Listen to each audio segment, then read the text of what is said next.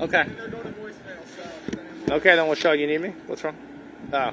Just trying to connect this one. Oh. Put it right here, I guess. Yeah, you want me to put it right here? I can put it right here. Will that go? How's that? No. No? You understand? You understand? No. Okay. Okay. As long as it doesn't fall over. Okay. Hopefully it doesn't blow over. Okay? We good? 1 second. Back record, and you're good. Is my touch rate, by the way?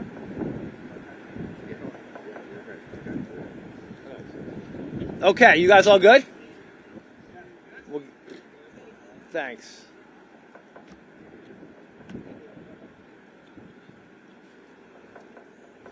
Great. Good morning. It's always good to be back at Newark Airport on the parking deck. We've been here before. It's nice and warm up here. I do want to thank Port Authority for their great work. I want to thank Law Enforcement, Port Authority, PBA, and all the law enforcement members who are here today as well. It's, we're back at one of the busiest airports in the United States of America and in the world, with the best of the best working in our terminals, on the runways, and in the towers like the one behind me. 20% of our nation's GDP runs through here, through the Northeast, in these arteries. So I want to thank all the federal workers who come here every single day, showing up day and night, despite the ongoing shutdown. As you know, we're in the middle of a shutdown, and the folks keep coming to work in the towers, the TSA security lines, and on the ground. On a good day, the people in the tower and all these other workers are under an immense amount of pressure to do a lot with what they're given. And now, given the shutdown, they're doing even more with fewer resources. That's right, because the far right, who controls the majority of the Congress, decided to shut the government down. Because of that, families are now facing rising health care costs. And all the federal workers here, air traffic controllers, TSA agents, and essential FAA staff aren't getting their paychecks. The president has even said that he might never give them their paychecks for the time during the shutdown. Let me say that again. The president has said that he's probably not going to pay folks even for the time they're working right now during the shutdown. That's unacceptable. So now, on top of the stress they're already dealing with in the towers or in the security lines, they're now wondering how they're going to pay their rent and mortgages. Yet, like so many other government workers, they're still showing up to keep our country and our economy running. Now, that's what all of my colleagues in Congress need to be doing, to show up in Washington and get the government reopened to protect our families. And after I'm done here, I'm going to the plane at the terminal and flying back to Washington. I've been there the last couple of weeks since the shutdown, showing up and doing everything we can to work together to get the government reopened. And I don't think this is any question, Mark. You know, to me, Democrats, Republicans should always figure out ways to sit at the table. Not point fingers, but just figure out how we're going to come up with a way to move forward here, both in the House and the Senate, to find a deal, get the government reopened. I've been on the phone around the clock and sitting in meetings with folks from across the aisle. But we need everyone back doing the same. We need the Speaker to bring the House back in session. As you probably know, right now, the House is out of session. It takes the Speaker of the House to call us back into session. And I'm calling on him to reopen the House. Make us come back every single day, everybody, to show up and sit at the table and work to get the government reopened. Why is this so important? Let's talk about what's at stake here. What has Democrats, many of us, been so focused on? If we don't act now, beginning November 1st, families will be faced with significantly higher health insurance premiums when they choose a plan during open enrollment. That open enrollment begins November 1st. That's just a couple weeks away. And if things aren't settled, if we don't work this out, a family of 4 in New Jersey, on average, who takes ACA premium tax credits, who gets help, will have their premiums go up $20,000 a year. That's beginning next year. I want to repeat that. We're talking about $20,000 increase in premiums if we don't do what we should do and extend the ACA tax premiums. Those are the tax credits that we give support for to help people pay for their insurance premiums, to give a little help for them. They're in place right now, but they expire at the end of this year. And beginning November 1st, people are going to have open enrollment and have to make those choices. And if we don't fix this, you're talking about a significant increase in health care costs beginning next year. That's unacceptable with what people are facing already with higher grocery bills and childcare costs and all the tariffs and energy bills. It's just too expensive. So why would we do anything except get health care costs down and make sure we fight this fight? If the Affordable Care Premium Tax Credits expire, millions of Americans will no longer have access to that critical health care that they rely on. Because there's clear numbers about this. 22 million Americans will see higher health insurance premiums beginning January 1st, right off the bat. And again, they'll find out about this on November 1st of what's going to hit them next year. Nearly 200,000 people in New Jersey will lose their health care altogether because they just won't be able to afford these higher premiums. To be clear, children who rely on life-saving medications, seniors on fixed incomes, families who are already struggling with higher costs will be forced off their insurance because of these hikes in premiums. My friends on the other side of the aisle so far don't seem to think this is a major priority. Well, it is. I talk to folks all the time, whether you're in a diner or at the airport here, and they make it pretty clear. They're struggling. They're trying to make it work. Healthcare is already up double digits year over year, these premiums. I'm sure you know it, you feel it, everyone feels it. It's too damn expensive, and we got to help people. That's all we're trying to do here. Reopen the government and actually get health insurance premiums down. Now, last Thursday, just to recap what we're dealing with here at Newark Airport because of the shutdown. Last Thursday, flights here at Newark Airport experienced ground delays of 88 minutes because of low air traffic control staffing numbers, according to the FAA. Before the shutdown, air traffic controller shortages drove about 5% of all the delays. No problem, man. There you go. Before the shutdown, air traffic controller shortages drove about 5% of all flight delays. Now air traffic control staffing issues account for 53% of all delays. In other words, the shutdown's having an impact. It's having an impact on flights, on cancellations, on delays, and on families, and of course, people doing business. It's affecting our economy. This is not like something that you just decide isn't important and say, let's shrug our shoulders and not worry about it. We're talking about our economy. We're talking about families. We're talking about getting this airport moving the way it should be. Even before the shutdown, the towers have been short-staffed, as you know. We've gotten together and talked about that before, with controllers working long hours on outdated equipment, creating the perfect storm for delays, hitting right here in Newark. In fact, Newark was the third most delayed airport in the country for the first half of this year. So now imagine what these numbers are going to be as the delays pile up. Across the country, because of the shutdown, staffing has been getting worse, creating more delays for travelers.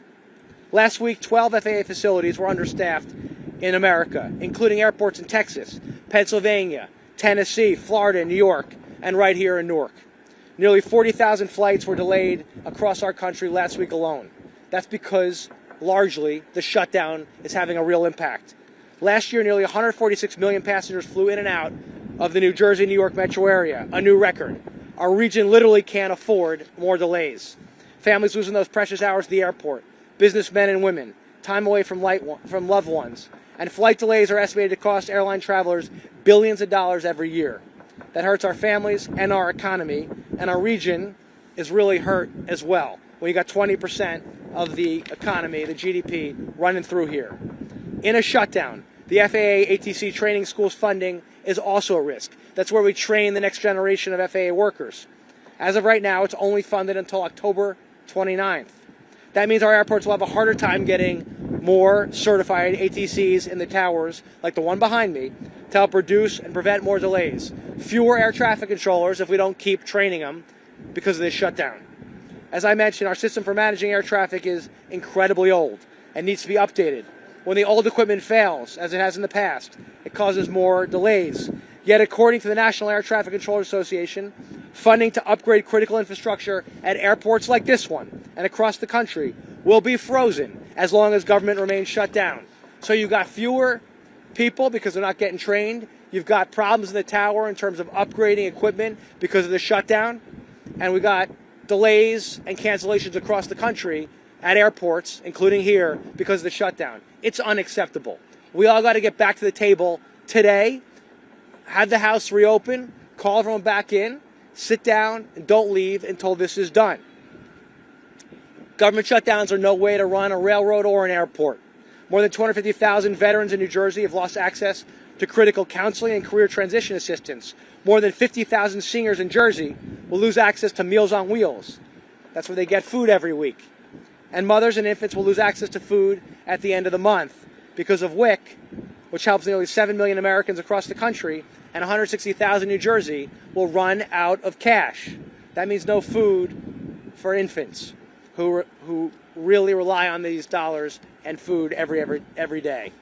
Because of the shutdown and the president's threats, $18 billion from key infrastructure projects around the tri-state area, including the Gateway train tunnel, is at risk, along with other key projects around the country. Roads, bridges, water, rail, sewer projects, all frozen, all because of the shutdown. This makes no sense, and every day that ticks by, it's getting worse. So, when you talk about things like military projects being put on hold, federal law enforcement not getting paid, who keep our communities safe, operations being slowed down, none of this makes any sense. Thousands of years of lost productivity. The White House said the shutdown will cost our country $15 billion in lost GDP every week, and it gets worse every week. This is common sense. So first, here's what I'm calling on, and why I'm here today. To call on President Trump and congressional leadership to help us end the chaos. Look what we did in the Middle East yesterday. There's no reason why we can't solve this problem too. First, so I'm headed back to Washington right now to do everything we can to get a deal done. We all should be there every week. As I said, the Speaker needs to call us back in a session and be there until we figure out how to extend the Affordable Care Act, tax credits on health insurance premiums, and make life more affordable for people, and reopen the government. I've been working with my colleagues in the House and the Senate, Republicans and Democrats, to find a way to reopen the government in a responsible way. But we need everybody there. We shouldn't be out a single week until we figure this out. It's ridiculous. The American people deserve better. Second, I'm sending a letter to congressional leadership today in both the House and the Senate, asking them to outline the massive impacts the shutdown is having on our families, our seniors, our veterans, our airports, our infrastructure, our economy, and of course, to travelers around the country who are just trying to make their planes on time. And I'm asking the Nonpartisan Congressional Budget Office, the CBO, to detail to Congress just how much this shutdown is costing taxpayers and its impact on families. The White House gave us their point of view, $15 billion a week. I think it could even be more. And the American people should understand, by sector and by American, what this shutdown is doing and the impact it's having on them. And the Speaker, again, won't even call us back. I'll keep saying it. He's got to bring us back into session. Democrats are flying back today, like me. The House Republicans should join us. This is not about pointing fingers. This is just about sitting down, solving problems like I like to do, and get things done. Finally, we know that we need to keep the country running and support the people who help make that happen. That means supporting the folks here at TSA screening and in the towers behind me and in airports across our country. More than 13,000 air traffic controllers around the United States are working without pay right now. They're working and they don't know if they're getting paid. They don't know if they're going to ever get paid for the work they're doing. They don't know if they're going to be able to pay their rent or their mortgages. So I'm helping lead the Aviation Funding Stability Act to ensure that we pay FAA workers during a government shutdown. The last thing we need is more stress on their heads right now, given what they do. We got to do this and get it done now. I'm also joining a congressional effort to call on the federal government to ensure back pay for all federal workers. Our more than 11,000 furloughed staff members of the FAA and other critical employees deserve to get paid. You can't stiff people because Congress can't get it together. President Trump has threatened to not pay them. They got to get paid. By the way, I've told the Treasury Department not to pay me during the shutdown because the bottom line is I shouldn't be getting paid if they're not getting paid. The bottom line is you can't screw over aviation workers, service members, first responders, veterans, seniors, children, you name it, because of the shutdown. Families are already struggling. We've got to do everything we can to make life more affordable. And in the greatest country the world's ever known, there's no reason if we sit down, Democrats or Republicans, there's no reason why we can't figure this out and ensure that our best days will be ahead of us. Thanks so much and God bless. Questions? Do you have any idea how many federal workers are here in New Jersey?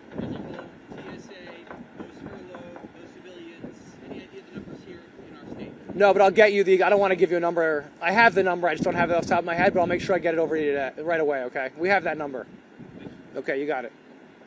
I'm going to ask you the same question we asked Sean Duffy when he was here last week. Yeah.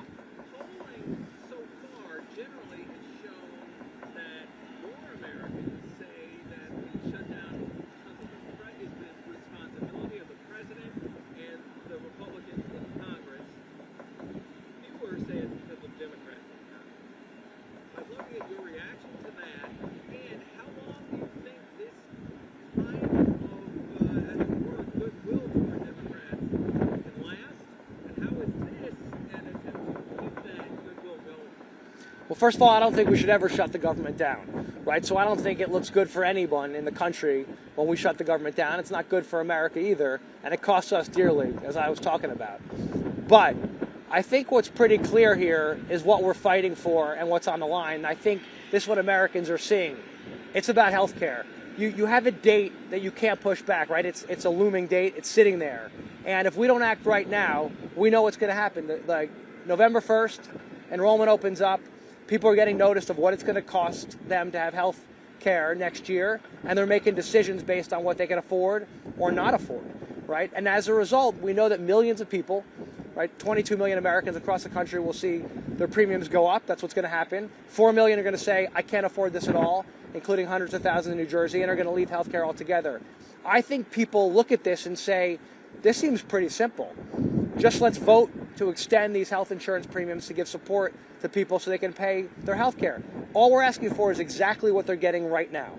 Literally the help and premiums they're getting right now, because everybody knows if we don't get this, it's not just people on the ACA, but everyone's health insurance prices will go up around the country. Everyone's going to suffer. So all we're saying to people is, hey, we're just trying to figure out health insurance premiums and make them more affordable for you. I think people get that. It's why you're seeing some of the numbers you're seeing.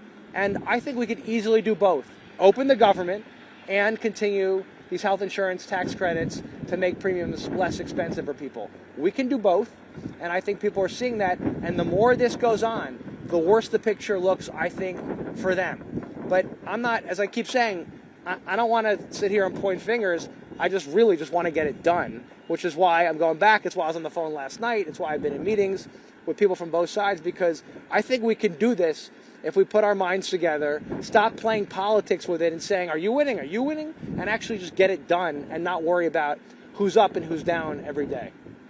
It seems to me that you're here because we're not getting any closer. It's been a couple of weeks almost. A couple of weeks, 14 days. Not getting any closer. What can you tell the American people, our residents, to have hope? I think there's been a lot of really constructive ideas being sent back and forth.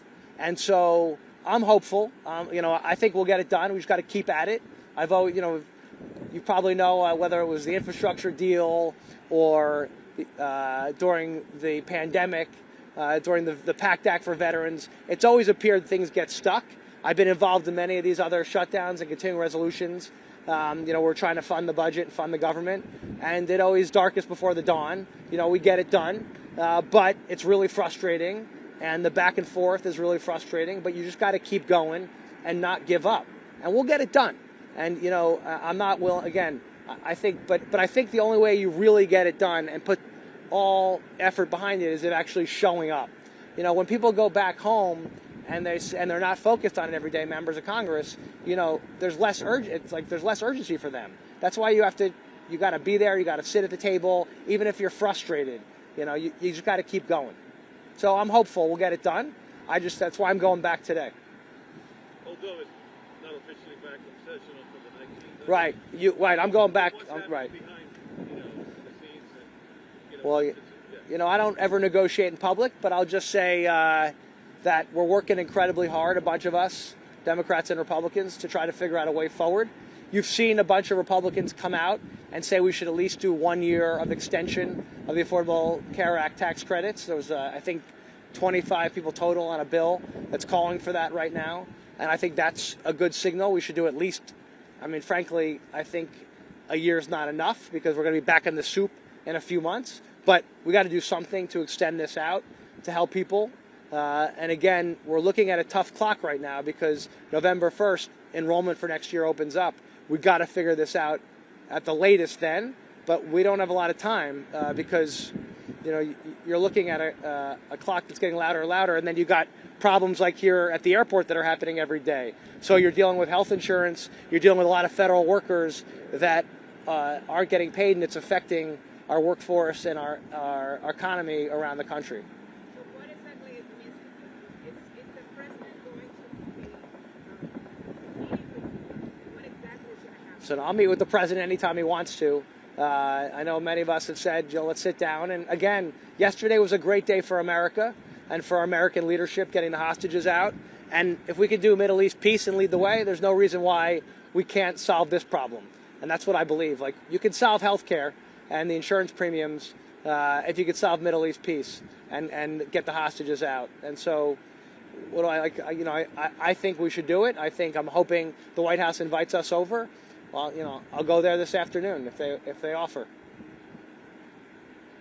Sean Duffy also said that even though the Republicans control the White House, the Senate, and the House of Representatives, Yeah. the onus is still on the Democrats to come to them and stop. I don't remember the exact word he used, but to get out of the way and to allow Congress to reopen immediately and then talk about health care. What would your reaction be to that? Yeah, well, there's this view of some that we should just punt on this health care question. And I don't, you can't do that because then the health care will never happen. We're out of time. And so I've said pretty clearly, I'm good with, by the way, today, and I would tell Sean this if I saw him, I'm good if you reopen the government and extend these health care premiums. You get a vote today to do it. Give us time on these health care premiums to extend them so people's insurance premiums don't go up in a few weeks, and open the government. I'll do that today. I don't understand why these things can't be done. We've made the offer, but I think Sean should look at the Constitution. They have the majority in the House, the Senate, and the White House. They are in charge. They today could say, go ahead, let's do this, and this will be a done deal. We can make this work. It's incredibly frustrating, but again, I'm ready to meet with anybody, as I've continued to do. I'm ready to go to the White House today, and let's get this done. I keep saying, yesterday was a great day of progress for our country. We showed great American leadership. Let's do it again today and help the American people get their premiums down and afford health care and get these airports moving the way they should be and help people out across the board. People are getting crushed between tariffs, between child care costs, between their energy bills. People are getting decimated right now. The idea that their health insurance premiums would go up even more than they've already gone up is brutal for them. This is a no-brainer, and I can't figure out why any Republican would not want to fix this and help folks out. $20,000 a year increase in premium they're facing if we don't solve this right now. Families in Jersey, a family of 4. I mean, that's ridiculous. That's why millions of people are going to lose their health care because they're just not going to be able to afford it. Anything else? Okay, guys, sorry that it's cold out here. I'll try not to do this in the winter. Thanks. See you guys. Thanks so much.